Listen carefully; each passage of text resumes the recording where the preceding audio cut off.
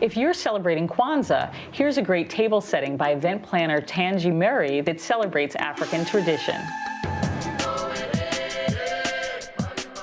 This table is my Kwanzaa table, and Kwanzaa is an African-American festival that takes place every year. It's a non-religious tradition, but it actually starts the day after Christmas, so it starts on December 26th and lasts for 7 days, ending on January 1st.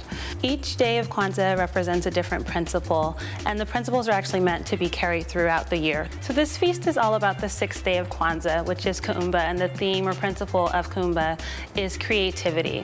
So I've tried to bring in very creative elements to the table. Some of the traditional African elements that are used on this table are the kente cloth, which is this base cloth here that today I'm using as a runner. You can also use it as a full tablecloth. Some people will drape it over a piece of furniture or possibly hang some on the wall. And then here we have a straw mat that is called a makeka. It symbolizes a place to start building your future. So that should always be at the base of the Kwanzaa table.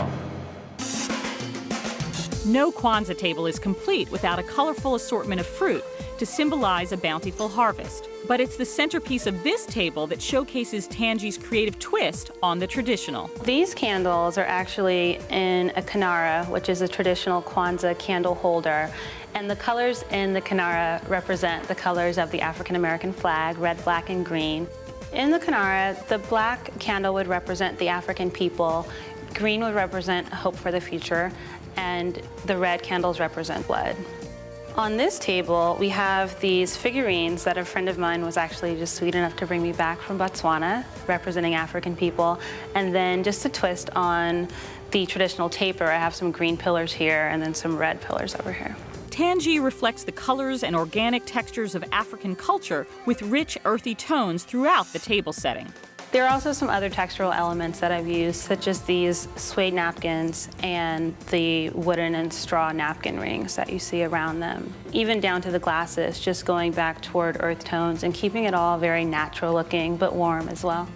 And the place cards serve a dual purpose. Keeping in mind that a lot of people don't celebrate Kwanzaa now, what I wanted to do was kind of use this night as a way to educate and inform the people who are going to be joining me at my dinner. Each place card has a different Kwanzaa word or theme. Most of them tie back to one of the 7 days of Kwanzaa.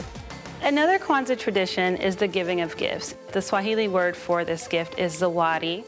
To incorporate zawadi onto her table, Tanji found these beautiful silk journals to tie in perfectly with the theme of creativity. What better way for her guests to carry on the principle of Kuumba throughout the year?